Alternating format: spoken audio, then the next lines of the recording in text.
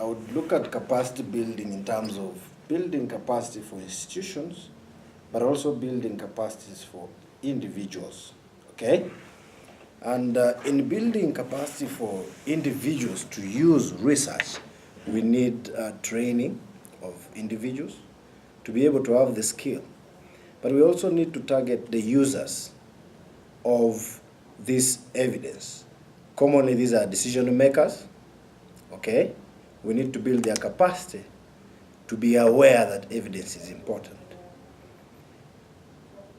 Most importantly, we need to build the capacity of the public to demand for priorities, say in health, in education, or any other development issue or poverty-related issue in terms of alleviation of that poverty.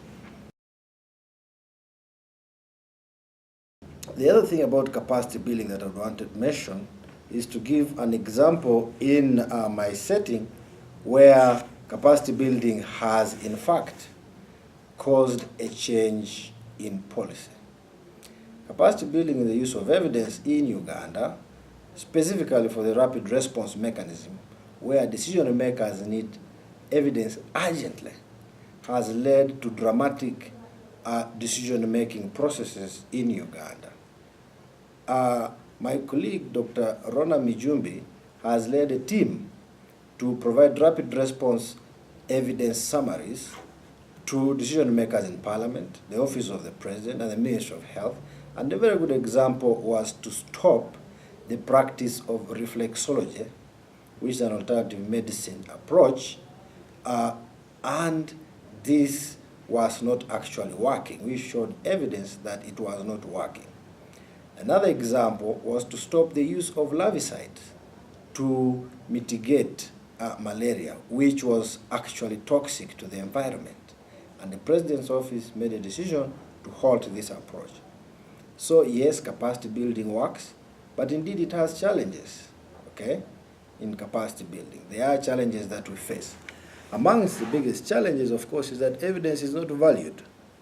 And if evidence is not valued, then of course resources being allocated to build capacity for the use of research will be limited.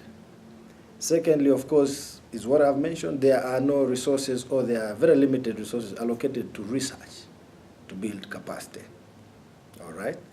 The other limitation or challenge we face in capacity building is the sheer lack of skill in Africa to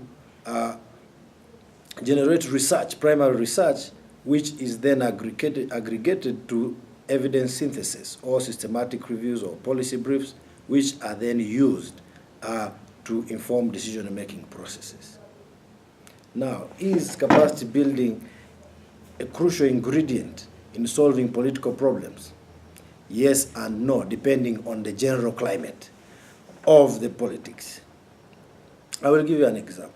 Sometimes evidence is not used in decision-making.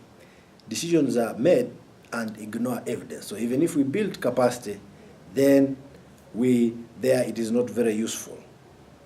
Decision makers, especially at high level, will take decisions without evidence. However, most of the time, evidence informs decisions. To what extent does evidence inform decisions? Sometimes it's limited because we are competing with the lobbyists. We are competing with already formed traditional practices of making decisions. And we are also competing with other forms of evidence, say from experts. So if such issues exist in the political environment, then it is a challenge to build capacity for the use of research evidence.